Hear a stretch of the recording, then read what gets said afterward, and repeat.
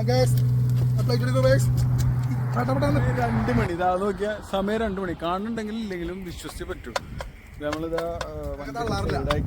വണ്ടി സൈഡാക്കി ഒരു തട്ടുകട കണ്ടപ്പോ അവിടെ നിർത്തിയുള്ളതാണ്.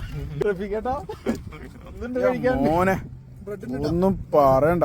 ബുർജ് ചെയ്ത് പിന്നെ ഒരു ബൂൾസൈ, അതിന്റെ അടിയിൽ ഒരു ബൂൾസൈ എടുക്കുന്നുണ്ട് കേട്ടോ. പിന്നെ അതാ നമ്മളെ ഒമാന്റെ ട്രഡീഷണൽ ഫുഡായ ഒമാനി ചിപ്സ്.